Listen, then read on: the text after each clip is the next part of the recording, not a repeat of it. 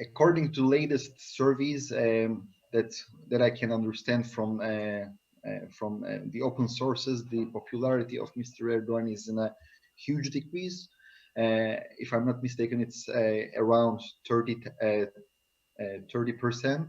more or less. And his most important allies, the Nationalist Movement Party, even cannot pass the threshold. But I would like to mention here that the closest elections that will take place in Turkey, it's in 2023. So we have lots of time until then. But besides that, given the fact that many people have lost their jobs because of this pandemic, let's say restaurants are locked down and they can only provide services like takeaway, and many other of course sectors are also very much badly affected. The tourism sector was very badly affected. The aviation sector was badly affected. Let me provide you a concrete example.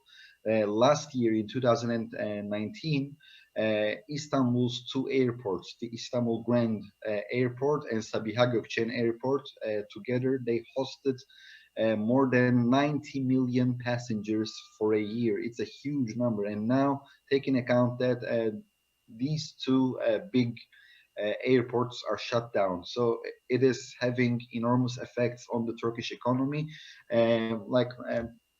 Recently, we happened to see that when the Turkish government openly told the press that they have no intention to take new credit from the IMF, and they don't want to sign a new standby agreement with the IMF.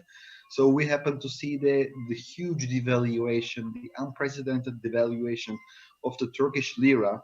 It reminded us the same devaluation that happened in 2018. But let me, this time, in 2018, it reached to seven, $1 was equal to 7 liras. This time it reached to 7.19, almost 7.20. So how should I say, the Turkish citizens are very much vulnerable. They are becoming more and more poor. Their strength of buying from from Europe and from other countries is getting it's becoming weak and weak and weak. And as a result, as far as I understand, many Turkish companies are going to declare bankruptcy, and instead of having a concrete government aid on this issue, the Turkish government asked people to donate money so that the government can distribute that particular money to the needy. So it's alarming. The Turkish economy is alarming.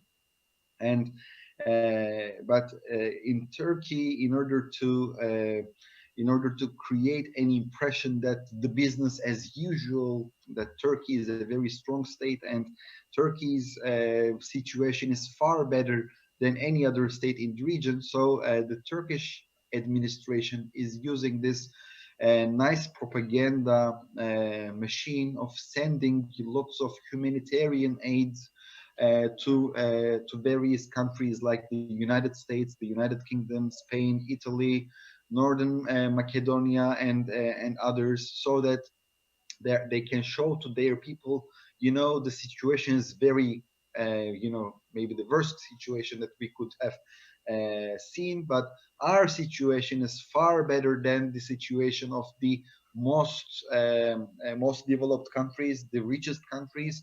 So you should be thankful that you're living in the boundaries of the Turkish Republic and you are Turkish, because we are a weaker state, but we are capable of providing aid to these states. And as a result, this public relations campaign, as far as I understand, pays off. It's also good for Mr. Erdogan's reputation, both at home and abroad.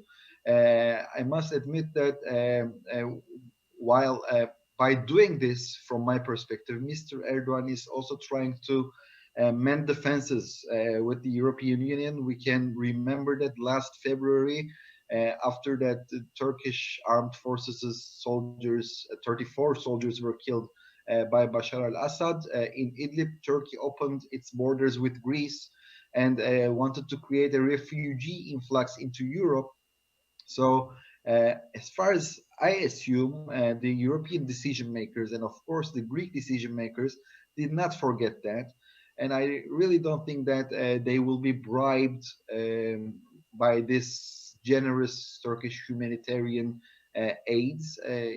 From my perspective, it is insufficient, but Turkey has to do that in order to mend its relations with the West, because the Russian bear is creating to Turkey real headaches in Idlib and in northern Syria.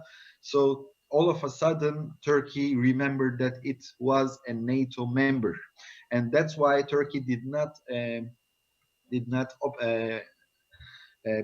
not begin to use the S-400 systems, and they are still in their packages so that the United States will not be upset.